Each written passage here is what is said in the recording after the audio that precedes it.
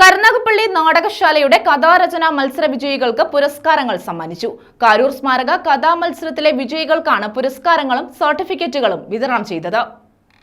കരുനാഗപ്പള്ളി നാടകശാല സംഘടിപ്പിച്ച അഖില കേരള കാരൂർ സ്മാരക കഥാരചനാ മത്സരത്തിൽ വിജയികളായവർക്കാണ് സമ്മാനം വിതരണം ചെയ്തത്.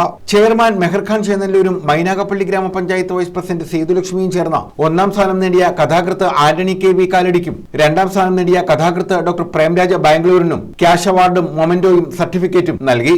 സമൂഹത്തിന്റെ ഏറ്റവും താഴെയിൽ കിടക്കുന്ന ജനങ്ങൾക്ക് സേവനം ചെയ്യണം. അങ്ങനെ അല്ലാത്ത ഒരു സംഘടനയും ഈ ഭാരതത്തിൽ നിലനിൽക്കത്തില്ല എന്ന് വിശ്വസിച്ച മഹാനായിരുന്നു ഗാന്ധി. ഞാനിവിടെ വന്ന് കണ്ടപ്പോൾ, ഈ മീറ്റിങ്ങുകളിലൊക്കെ പങ്കെടുത്തപ്പോൾ, അദ്ദേഹം മഹാത്മാഗാന്ധിയുടെ ആദർശം നടപ്പിലാക്കാനാണോ എന്ന് എനിക്കറിയില്ല. പക്ഷേ എല്ലാ ഇതുപോലെ മീറ്റിങ്ങിലും പാവങ്ങൾക്ക് വേണ്ടി ഒരു കരുതൽ അദ്ദേഹം ചെയ്തു വരും. മൂന്നാം സ്ഥാനം ലഭിച്ചവർക്കും സർട്ടിഫിക്കറ്റുകൾ സമ്മാനിച്ചു.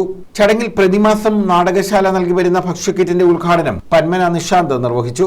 40ാമത് നാടകശാല മാഗസിന്റെ പ്രകാശനം അനിയൻ ശശിധരന് നൽകി കരുനാഗപ്പള്ളി കൃഷ്ണൻകുട്ടി നിർവഹിച്ചു.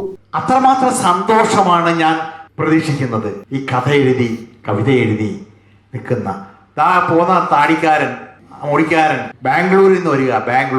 ബാംഗ്ലൂരിൽ നിന്ന് രണ്ടാം സമ്മാനം മേടിക്കാൻ വന്നിരിക്കുക. കാലയെ മരുന്ന് തേച്ചോണ്ടിരിക്കുക. എനിക്ക് 4 മണിക്ക് പോണേ എന്നും പറഞ്ഞു. ഞാൻ പറഞ്ഞു, നിന്നെ വിടാ, റെഡിയാക്കി അവിടെ ഇരിയെന്ന് പറഞ്ഞു. ട്രെയിനിന് പോട്ടതാ, നമ്മളൊരു സൗജന്യം ചെയ്യണം.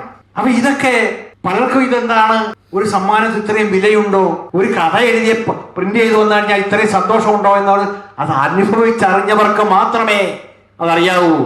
വിശക്കുന്നതിന് മാത്രമേ ഊണിന്റെ രുചി അറിയൂ.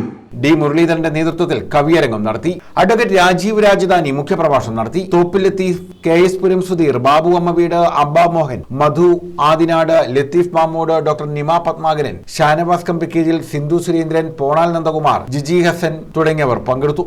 ആ എഴുത്തുകാരൻ നമ്മളുമായിട്ട് നേരിട്ട് സംവദിക്കുകയാണെങ്കിൽ അതൊക്കെ വായിക്കുമ്പോൾ നമ്മുടെ മനസ്സിൽ ചില വാഗ്മയ ചിത്രങ്ങൾ ഉണ്ടാക്കാൻ കഴിയുമെങ്കിൽ നാടകം എന്ന് പറയുന്ന സാഹിത്യ കലാരൂപത്തിന് തീർച്ചയായിട്ടും നേരിട്ട് അതിന് കഴിയുന്നില്ല.